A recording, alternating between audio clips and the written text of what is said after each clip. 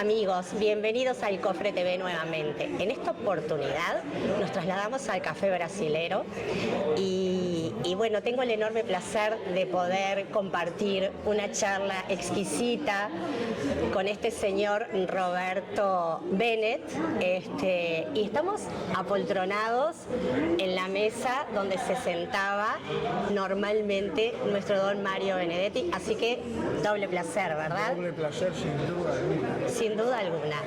Les recordamos nuestras vías de comunicación, el WhatsApp 094-641-394, en Instagram, @elcofre_tv, y todos nuestros contenidos los pueden ver a través de El Cofre TV Uruguay en YouTube. Roberto, bienvenido al Cofre. Muchísimas gracias por la invitación, un placer estar aquí contigo. Bueno, gracias a ti. Los vamos a contextualizar un poco. Él estudió comunicación en masas y marketing en California, es un viajero incansable. En 1973 se gana una beca a un seminario de comunicaciones internacionales en Yugoslavia y después se establece en Mallorca. Allí publica Lo que arrastra el río y otras historias, ha publicado libros sobre mamíferos marinos, delfines y ballenas, los reyes del mar, y animales marinos. Y después te trasladas a Chicago, donde escribís cuentos para periódicos y revistas de España y de América. Vamos a empezar por acá, un poco. Toda tu vida viajando y viviendo en diferentes partes del mundo. ¿Por qué? ¿Te llevó la vida? No. Desde que tengo memoria, mi atracción mayor era conocer el mundo, descubrir cómo era el mundo. Desde chico realmente, y cuando leía libros soñaba con que podía y debía ir allí y vivirlo personalmente, ¿no? Entonces, a pesar de que yo estaba en Uruguay, en esa época estábamos mucho más aislados que hoy del resto del mundo. Claro que sí. En los años 60 te enterabas, pero te enterabas tarde, te enterabas en blanco y negro, o sea, hay y algo a través de aquellas viejas comunicaciones de UFA cuando íbamos al cine, exacto, que nos pintaban muy por arribita solapadamente algún detallecito del viejo continente.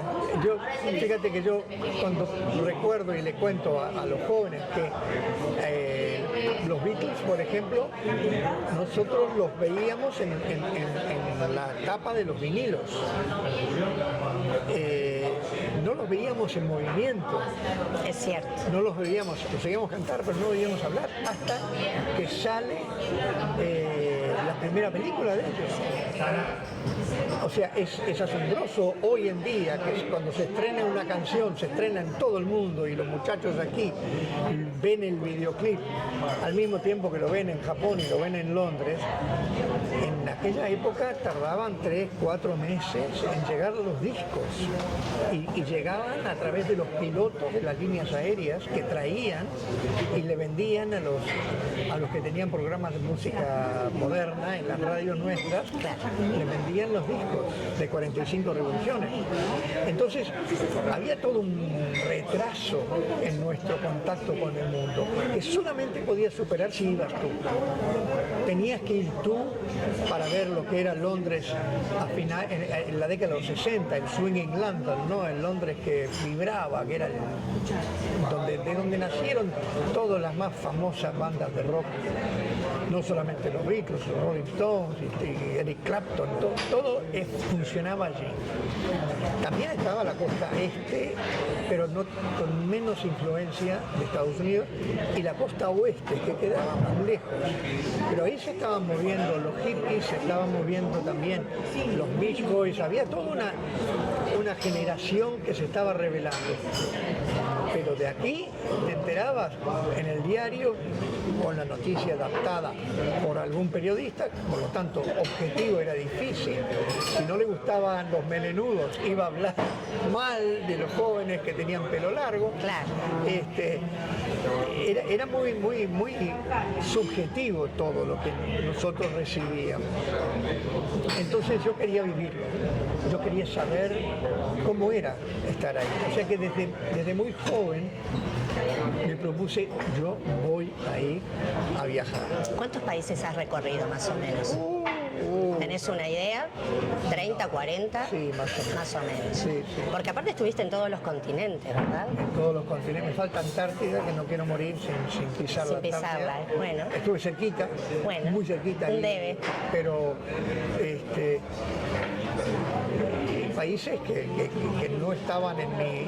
Porque luego con el trabajo me enviaban. Entonces, por ejemplo, no estaba Uzbekistán en mi agenda. Claro. Pero ya que fue una experiencia fantástica. Me imagino. Chipre fue increíble, pero tampoco lo tenía en mi lista, ¿no? La lista que uno se hace, yo tenía San Francisco, sí. Londres, sí. África, sí, la África tropical, la África, Kenia. En realidad no fui a Kenia, fui a Sudáfrica varias veces y luego Gambia y Senegal. Pero África estaba ahí, Japón, China.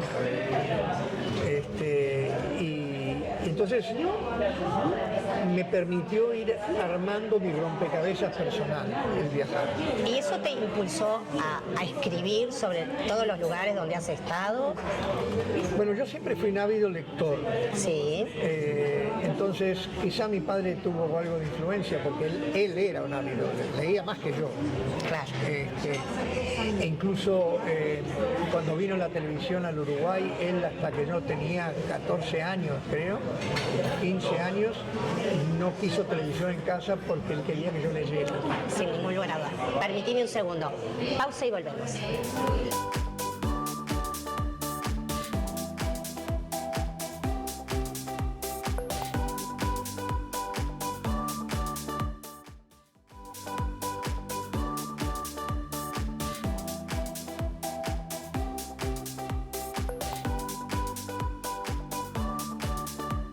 Creo que todos tenemos nuestros periodos en los cuales somos grandes admiradores, tanto en la música como en la literatura. Y tenemos periodos, yo tuve por ejemplo en mi adolescencia y juventud temprana, mi periodo, primero en mi adolescencia era Horacio Quiroga. Me fascinaba Horacio Quiroga. ¿A quién no? ¿A quién no? Exactamente. Pero luego pasé a Hemingway, que tiene bastante, porque son cuentos muy precisos, muy cortos, las cláusulas, las frases son cortas, son como puñetazos, ¿no? Son concisas. Muy concisas. Pero impactan. Te pegan. Claro. Entonces, luego vas pasando, ¿no? Entonces yo después empecé a entrar con el periodo de Borges, que no he terminado, pero bueno, vas pasando. Inagotable. Exacto. Y vas entrando en otros autores, por supuesto, ¿no? En los nuestros, evidentemente. Pero fíjate tú qué curioso. Yo a Mario Benedetti no me acuerdo, habré leído La Tregua, no me acuerdo. Pero cuando me fui a California, fui a la biblioteca y tenían todos los libros de Mario, en español. La Universidad de California ya tenía todos los libros de Mario. Entonces, era una forma de acercarme a mi país, porque extrañaba, ¿no? Es lógico. Entonces, y esto se lo conté a Mario cuando nos conocimos en Mallorca, y se reía mucho, y dice, así que tuviste que ir a San Francisco para descubrir. Le digo, no, ya sabía. Acá estaba proscripto también en esas épocas. Claro, ¿no? exacto. No era fácil encontrar literatura de él. No era fácil. Y los que teníamos algún librito los teníamos que esconder. Claro. Pero para mí fue una maravilla poder leer eso, ¿no? Porque primero era mi mundo. Yo leía y era mi mundo. Como que lo entendía más que a cualquier otro. Pero segundo, hablaba de lo mismo que pensaba yo, hablaba de los mismos problemas. Mi padre era contador y auditor, y él quería que yo fuera auditor también. Entonces me llevaba, cuando había vacaciones, eso, me llevaba a trabajar, a ayudarlo a él.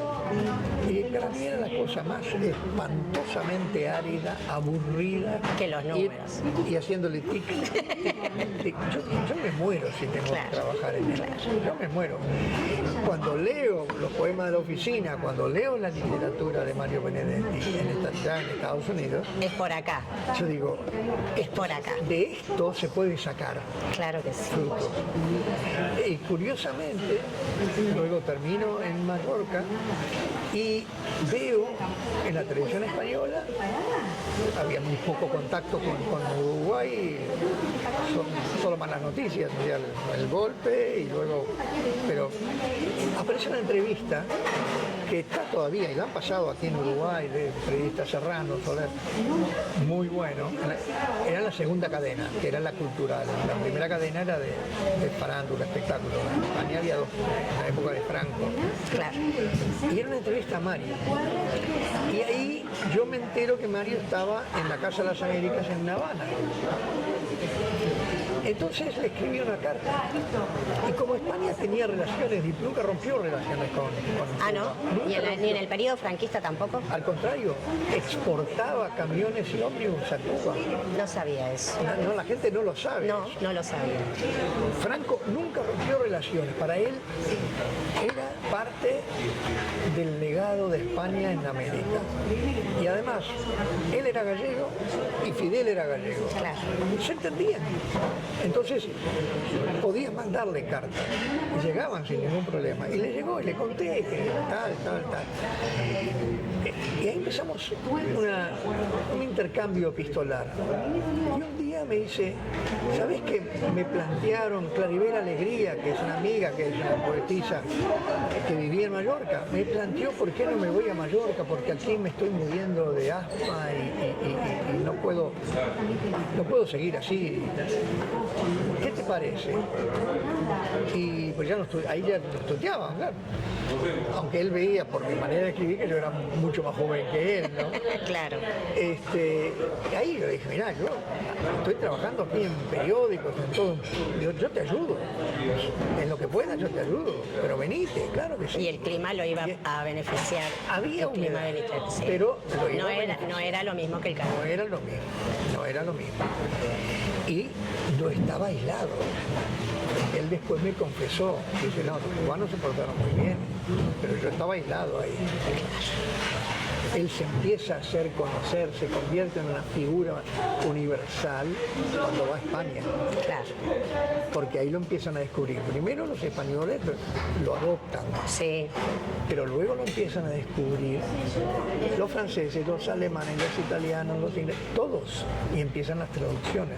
Sin dudas, sin Lo dudas. ayuda mucho que él escribe un par de artículos para el diario El País y Cebrián, que era el director del diario El País de Madrid, se entera que Benedetti está viviendo en España, en Mallorca, y automáticamente le ofrece una página una vez por mes. Qué belleza, qué belleza. Y lo llama y le lanza, y ahí ya empieza a dar conferencias y Le cambió la vida. Totalmente. Amigos, ya volvemos.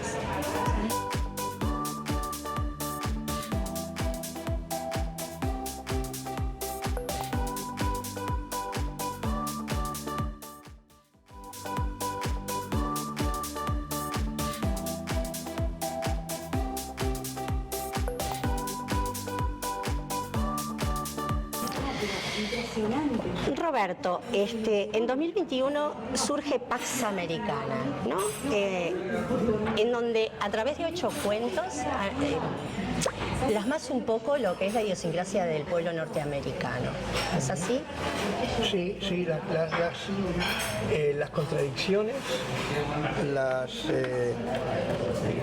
digamos los comportamientos que los hacen diferentes a casi todo el mundo, Uno cuando va a Estados Unidos se da cuenta que, yo decía, es como vivir en otro planeta, por la forma en que ellos han sido educados, por la forma en que han ignorado a lo que pasa fuera de sus fronteras, a la interpretación a veces simplista que dan de lo que está pasando en el mundo, los crédulos que son con respecto a lo que dicen sus... Ahora quizá con Trump la cosa ha cambiado bastante, pero los crédulos que eran con respecto a sus presidentes y a sus líderes.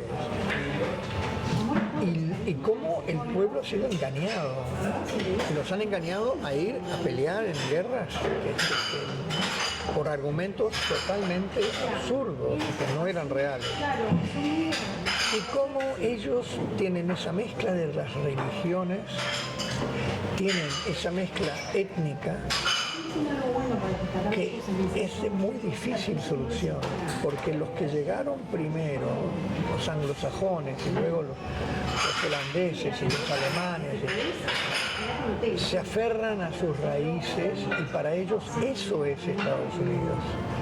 Entonces los que vienen más al sur, y ya no hablemos de los afroamericanos, No, claramente. pero los italianos, son todos mafiosos, son todos estos, son todos los otros. Todos corruptos. Todos corruptos. Los españoles, ignorantes. Y lo han estereotipado de tal forma Que toda la sociedad se lo que cree. terminan en guetos. Eso de que ellos dicen que es una gran olla donde se mezclan, eso es mentira. No es verdad. No se mezclan, lo único que tenés que hacer es ir a Nueva York y dime si están mezclados o no. Está la pequeña Italia, está el barrio chino, están los judíos, están los árabes. Cada uno vive en su mundo, Claro. en su gueto. Y conserva por ese motivo sus resentimientos hacia otras etnias que trajeron de cuando vivían en sus países de origen. De ahí que es tan peligroso, en Pax Americana hay algunos cuentos en los cuales es tan peligroso la proximidad que pueda haber en algunos barrios entre musulmanes y judíos. Claro. Porque ellos dicen que son americanos, pero en el fondo son judíos, son musulmanes, son polacos, irlandeses.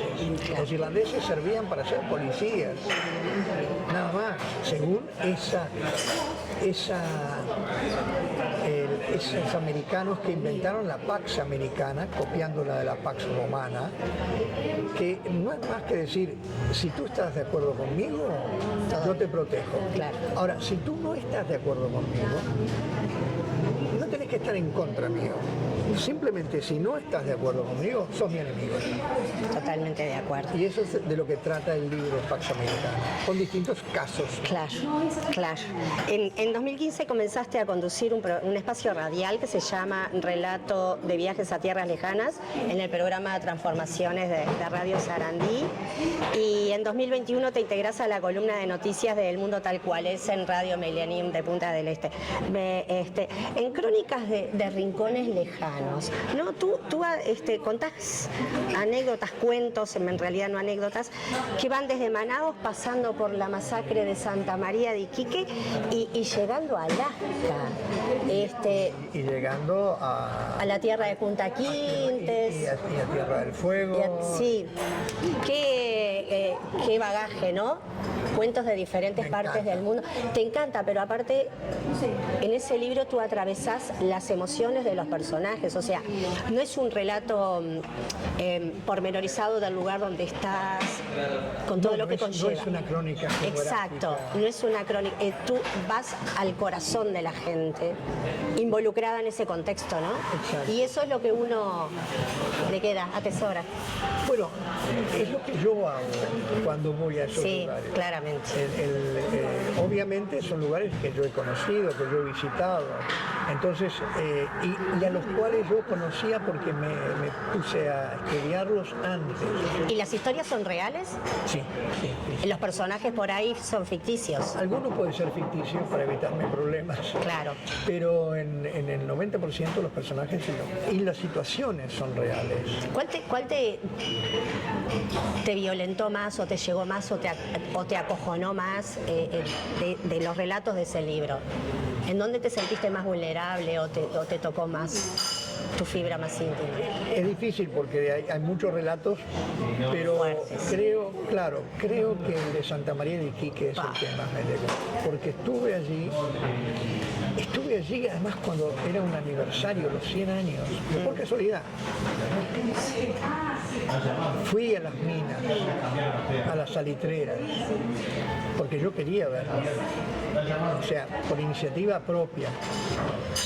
Estuve en esos desiertos realmente que son horribles, donde es tan seco todo que no hay hay insectos, pero no los ves, o sea, con un solazo. Ves en las condiciones que vivían los mineros, porque esas viejas fábricas de salitre, las salitreras, están ahora, varias son monumentos de la humanidad, patrimonio. Claro. Y otras fueron abandonadas y ahí están, y como están secos, están tal cual, y tú puedes caminar por donde vivía esta pobre gente. Sí, y la masacre, ¿no? Y luego en Santa María de Iquique, en la escuela, Sí, sí. ahí me leí todo lo que pude encontrar. Y ahora la escuela es como una UTU, no es una escuela como Claro, era en ese momento. como era en ese momento. Pero está enfrente, está el mercado y está donde estaba el circo. Y tú ves cómo bajaron buscando una solución a lo que era una estafa que les estaban haciendo. Porque toda esta gente había ido pensando que ahí un poco iban a hacerse la América, ¿no? No se iban a hacer la América, pues iban a ser el Iquique, ¿no? Claro. Y los estafaron. Sí, claro. Pero los estafaron los chilenos, los franceses, los ingleses, los alemanes, todos. Y a la hora del reclamo los Pero exterminaron. La peor versión de los señores feudales. Sí, sin duda. Ellos tenían policía, entonces si tú estabas trabajando en una salitrera, todo lo tenías que comprar en la tienda de la salitrera, Claro. a precios Exorbitantes, sí, sí, sí. El viejo sistema también de las tarjetas, ¿verdad? Las tarjetas. Permitime un segundo. Pausa y volvemos.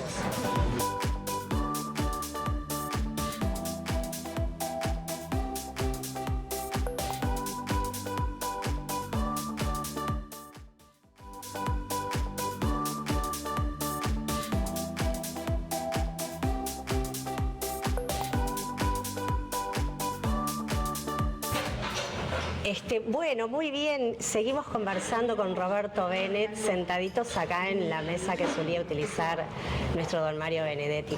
Roberto, y después llega La Trinchera, tu último libro que acabas de presentar. Sí, sí, sí. Tuve el placer de ir a la presentación en la librería Mundos Cosa que Invisibles. te agradezco mucho. Por favor, ha sido un placer realmente. Es un libro precioso también de cuentos cortos, que también atraviesa las emociones de la gente, ¿no? Sí. Bajo el conflicto bélico, de alguna manera, en algún lugar del mundo. Claro. Pero muchos cuentos suceden en un conflicto bélico, no en un lugar del mundo, y acá la historia sucedía por ahí acá, totalmente lejano a esa situación. El título es por dos motivos. Mi editor y amigo, Daniel Fernández Cort, estábamos buscándole un título a este libro. Es el segundo que publico con él, Pax Americana. Y Entonces, en realidad él fue instrumental porque le dijo, a mí me gusta la trinchera. Le digo, pero yo no quiero que piensen que es un libro de guerra únicamente. Claro. Dice, no, ahí tendrás que explicar. Pero cuando empiecen a leer van a ver que no. No. No es un libro de guerra. Y además, y esto es algo que pensando para poder explicarlo mejor, todos buscamos tarde o temprano en alguna etapa de nuestra vida una trinchera a donde ir a refugiarnos para recargar las pilas, para reponernos de algún mal trance o de alguna dificultad. Todos tenemos una trinchera. Entonces, habla un poco de eso, ese tipo de trinchera, que lo ilustra algunos cuentos, como Belchite, por ejemplo, de la Guerra Civil española, que es el favorito de Pablo Silva Olazábal, él me hizo el prólogo. Y siempre me dijo, este es el mío, este es el que más me gusta. Pero hay otro que es la trinchera, que es el campo de batalla de Verdún. Claro. Pero yo no entro en mayores detalles bélicos ni estratégicos. No, para nada. En realidad es las conversaciones y lo que sienten dos personajes esperando el momento en que le den la orden y suene el silbato y tengan que subir de la trinchera a la tierra de nadie, donde murieron 370.000 franceses y 340.000 alemanes en esa batalla, o sea, a la masacre. Y ese personaje tiene raíces uruguayas, claro. Uno de los dos. Claro. Y hubo muchos uruguayos que tanto en la Primera como en la Segunda Guerra Mundial les tocó, pero lo que hablábamos antes de empezar a grabar, sobre todo yo creo que en las dos guerras, en la Primera y en la Segunda, nosotros somos producto de inmigrantes. Y cuando vino la Primera Guerra Mundial y cuando vino la Segunda Guerra Mundial, estaban todavía presentes los inmigrantes originales, nuestros abuelos, nuestros padres, que venían de allá y que en la mesa familiar nos iban inculcando el amor a la patria que ellos habían dejado, ¿no? Entonces, eran otras épocas en las cuales no había redes sociales, la gente era más ingenua, era más crédula y creían en la bandera, creían mucho en la patria, creían en el rey, en la religión, en Dios. Claro. Fíjate que los soldados alemanes, yo tengo uno que compré en una tienda de antigüedades en Londres, un cinto, no tengo el cinto, pero tengo la hebilla. La hebilla dice Gott mit uns, Dios con nosotros. Los americanos y los ingleses tenían otra que decía, en Dios confiamos. ¿Te das cuenta el absurdo de la situación, ¿no? O sea, ese Dios que estaba con uno y estaba con el otro. Cómo ellos no se cuestionaban que realmente Dios no estaba con ellos, estaban ellos y sus compañeros, los únicos que podían ayudarse a no morir. No había, el rey no iba a molestarse salir del palacio. El pragmatismo en esa época sin duda no habitaba. No habitaba. Los generales en la Primera Guerra Mundial eran todos oficiales que habían aprendido de las guerras napoleónicas. Entonces las tácticas que ellos tenían eran totalmente desfasadas de la realidad. Y al principio de la Primera Guerra Mundial y principios de la Segunda Guerra Mundial, y hay fotos de cuando Alemania invade Polonia, y invade Polonia con tanques, los polacos cargan con caballería a caballo a los tanques. Y ya en la Primera Guerra Mundial hay ametralladoras, hay obús, hay gas mostaza, Entonces, los generales no ven eso, porque ellos están dirigiendo la guerra desde palacetes a 20, 50, 100 kilómetros de distancia de las trincheras.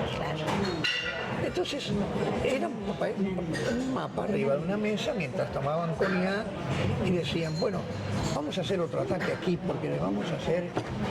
Y los que estaban en la trinchera, que comían ratas, comían lo que encontraban. El horror de la guerra, ¿no? Ver gente Pero la morir. guerra peor. Fíjate que yo tengo fotos en los cuales están sentados en la trinchera y están en la parte alta de la trinchera, aparecen piernas de soldados muertos, semi-enterrados, no les daba tiempo a enterrarlos a todos. Ellos se acostumbraban a vivir en este horror. Entonces yo lo que he escrito es ese horror que tuvieron que vivir el hombre de a pie, el ciudadano de pie, el obrero, el campesino, y cómo los afectó a ellos, Claro, sus vidas. sin duda. Y la Guerra Civil Española lo mismo. Lo mismo. Esos son los cuentos de Sí. guerra que hay acá, pero es las personas que fueron tan infelices que les tocó vivir. Claro, no es un cuento explícito de los horrores, sino a través de las emociones de la gente, poder de alguna manera dimensionar sin ser explícito. Es como así. Exacto. Y cómo nos afectó a todos, porque incluso hay un cuento que es real, también es real, que le sucedió a mi padre. Me lo contás ahora. Perfecto. Pausa y volvemos.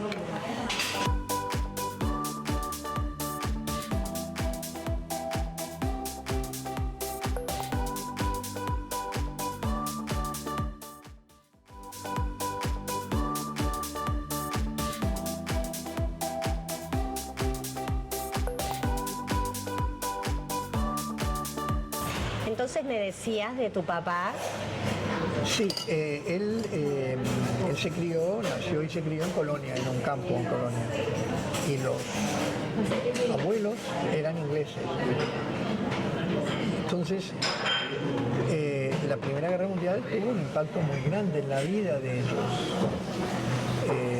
Hubo muchos momentos en que pensaron que el Imperio Británico, que Inglaterra perdía la guerra. Y esos temores a cómo iba a afectar, cómo se iba a acabar un mundo al cual ellos estaban acostumbrados a vivir, a pesar de que estaban en Colonia, del otro lado La historia del niño. el niño escuchaba todo eso, él tenía 3 años, 4 años, 5 años, 4 años de la guerra, él escuchaba hablar a sus padres y a sus abuelos. Claro. Y escuchaba, claro, al principio no eran noticias demasiado tremendas, pero cuando empieza a haber noticias de las batallas, de las masacres, él empieza a notar el cambio en el tono de voz y en las caras de su familia, en la preocupación por lo que está pasando, de su madre, que era una mujer muy sensible, y pensaba en cuántos estaban volviendo de frente mal de la cabeza, Sí. que tenían que internarlos En manicomios. en aquella época. Los famosos manicomios de la época. Entonces, por otro lado, algo típico, cualquiera que ha ido a las viejas estancias de Uruguay, aunque no hay que ser inglés, pero fue una tradición, que hubo unas estancias viejas, ¿ya? En las paredes había cuadros de escenas de caza, Sí, de los ingleses. sacos de la rojos, campiña. pantalones blancos, con botas, y los perros iban a caballo persiguiendo al zorro. Él veía eso y para él eso era Inglaterra. Claro. Pero llegaban revistas con fotos de los campos de batalla y los soldados. No había esa alegría, no había esos sacos rojos y pantalones blancos. Lo que había era caballos muertos y despedazados al borde de la carretera y soldados con uniformes marrones, embarrados. Entonces él dice, ¿cuál es Inglaterra? ¿Por qué tenemos esto? ¿Y por qué Y cuando se entera que están llegando dirigibles a bombardear las ciudades de Inglaterra, él entonces, en la simpleza de su mente de 4 años, salía al patio donde está el aljibe, está todavía, a mirar hacia Ombúes de la Valle, Oficiar de vigía. a ver si venían desde Ombúes de la Valle, a bombardear Ombúes de la Valle los Claro. alemanes. Y también a ver si por las colinas que rodean en las casas, si venían los alemanes. Claro. Por eso se llama Ya asoman por las colinas. Claro. Y él en ese momento empieza a orinarse en la cama. Y termina cuando termina la Y guerra. termina de orinarse cuando termina la guerra. Roberto, fuera de Antártida, ¿qué otro lugar te gustaría o te quedó en el debe interesante para conocer y para rescatar alguna historia fascinante? Bueno, a mí siempre me gustó escalar montañas. Yo tuve el placer de escalar cuando era joven. La montaña Whitney, que es en California, es la más alta de Estados Unidos fuera de Alaska. En Alaska están las 2 montañas más altas, pero la más grande montaña de 4.600 metros está en California. Y convencí, eso está en el libro Rincones, convencí a 3 amigos pobres, les vendí que iba a ser fácil porque había un sendero y se podía trepar y que, claro, yo necesitaba el auto de ellos, la bolsa de dormir de ellos, el saco de dormir. Claro. Toda una treta de tu parte para poder lograr el no tenía un objetivo. peso. Claro. Todo un aventurero. Y entonces los convencí. Era una chica americana casada con un chico mexicano, que eran los dueños del auto y amigos míos, y el hermano de ella, americano, y yo. Y nos fuimos, y bueno, hicimos la expedición, dormimos 2 noches en la montaña, pero bien a lo indio. Qué lindo, linda charla, qué lindo poder entrevistarte. Más que agradecidos con esta nota. Ha sido un placer realmente tenerte en nuestro programa. Y bueno, no dejen de leer a Roberto Bennett. Como dice Pablo Silva Sábal, son libros muy entretenidos. Son entretenidos, sí, sin duda. Y querés saber más. Te llevan, las historias son muy conmovedoras, por otro lado, como hablábamos hace un rato. Te queda un sedimento. Sí, claro que sí. A mí debo de confesar que de este libro el que más me gustó fue la del francés y su risa inspiradora. Que cuando llegué al final hice... No cuentes. ¡No! No cuentes. Ese me fascinó. Ese es un final sorpresa. Sí, claro, pero no tiene nada que ver con la guerra. No, Precioso libro, O el precioso vuelo libro. criollo también. Claro, exacto, ese Es también. medio surrealista. Surrealista, pero está muy bien. Roberto, muchas gracias. Gracias a ti. Y a ustedes, amigos, nos vemos en un próximo encuentro de Cofre junto a Jorge Simsi, Richard Rey, que les habla, Carmela Gómez. Les decimos hasta pronto. Muchísimas gracias, Roberto. Divino, gracias. Muchas gracias. Gracias a ti, de verdad. Fue divertido. Sí, claro.